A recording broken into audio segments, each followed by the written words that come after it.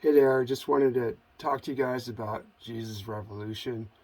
I've been looking at a lot of reviews. I went and saw it last night, the opening, the preview, and it was just absolutely stunning. It was stunning.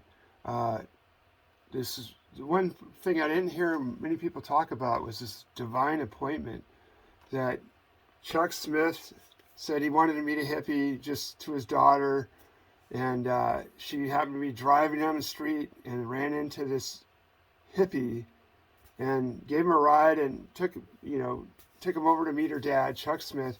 And this guy turned out to be an evangelist extraordinaire, Lonnie Frisbee, who had struggled with a lot of his own demons. They don't really go into the movie, but he had been raped when he was 8 years old, and he'd gotten a gay lifestyle. But then he became a Christian when he was 17. He had done drugs, and I guess that kind of got him straightened out. But anyway, he really struggled through his life. But that doesn't discount the amount of really great work that the guy did.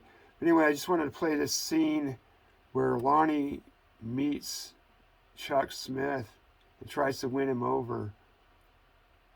I'm just going to play the audio. You're just going to have to go through this. Just listen really carefully.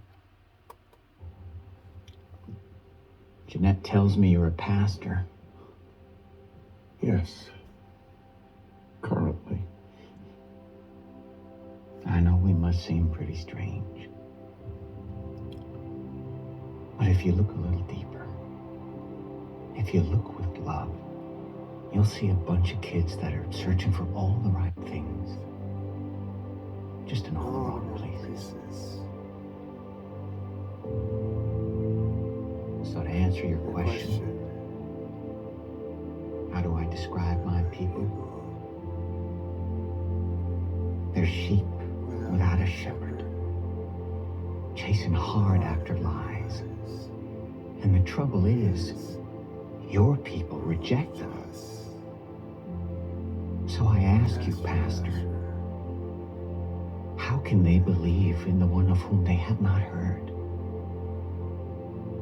We can only walk through doors open to us. And your church, well, that's a door that's shut.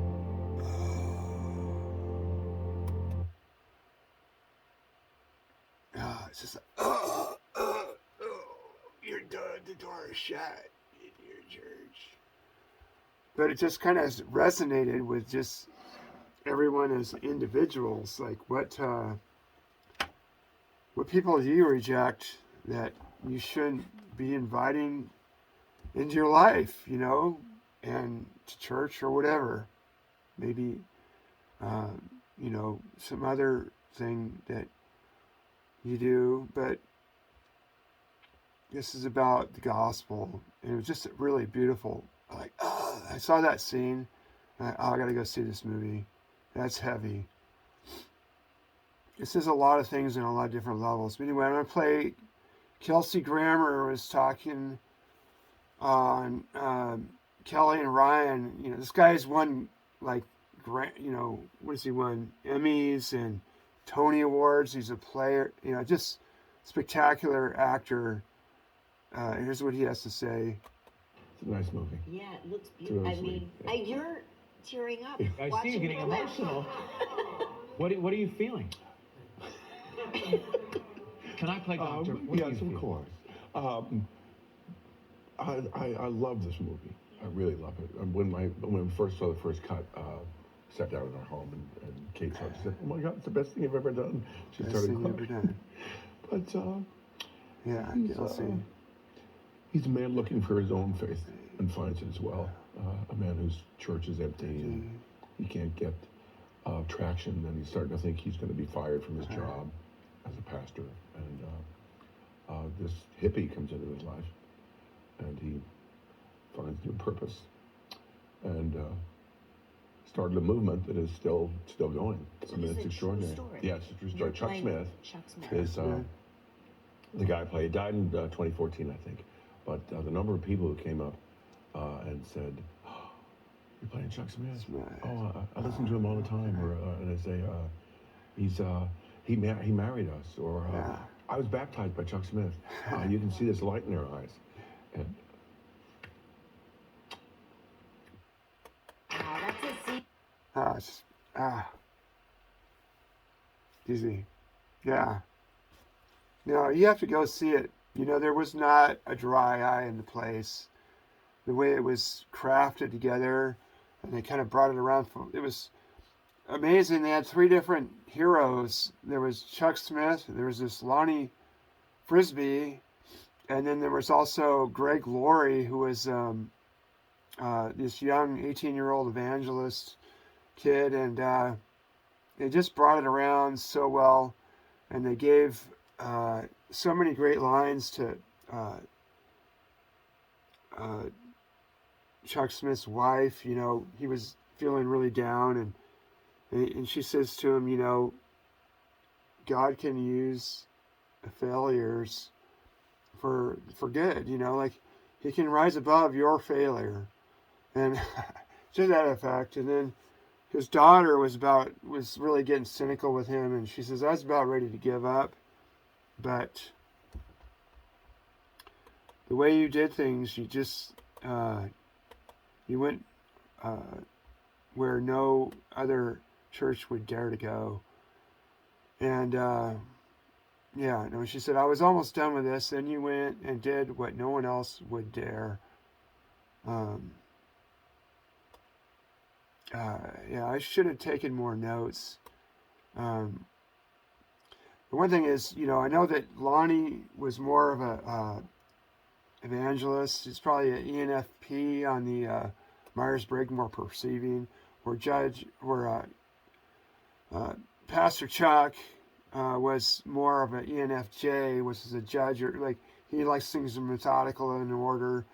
And the church really needs both types. They need people that can kind of bring in this, move of the spirits. Like people want to go to church, and they know they don't know what's going to happen. Like the move of the spirit, the way Lonnie Frisbee, it was like it was different every week. It was just, but Chuck Smith, I mean, he went through the Bible, but it was kind of like everything was done at a certain time. Anyway, this movie has 100% approval by the audience, and the critics is at 62% right now. Maybe that'll jump up. I hope so. I mean, because right now they just look like they're freaks. They didn't like it. It had something for everyone. If you're a non-believer, it's a great movie to go to. I can say that because there are some movies, and I won't say what they were, but I don't think they were very good movies for non-believers. But this one is really a nice movie. It will give you some hope. And just hit it out of the park. I mean, Jonathan Rumi is this Lonnie. He just was so free, so free, and just to do his thing, and Chuck Smith, just being this. He's just so, and he kind of just finally came around, and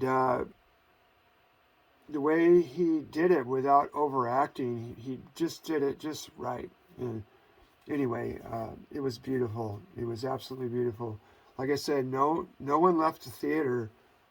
The credits rolled all the way through, and one person got up and left. And there was one guy, they did do one message at the end. But anyway, it was awesome. Go see it. Talk to you later.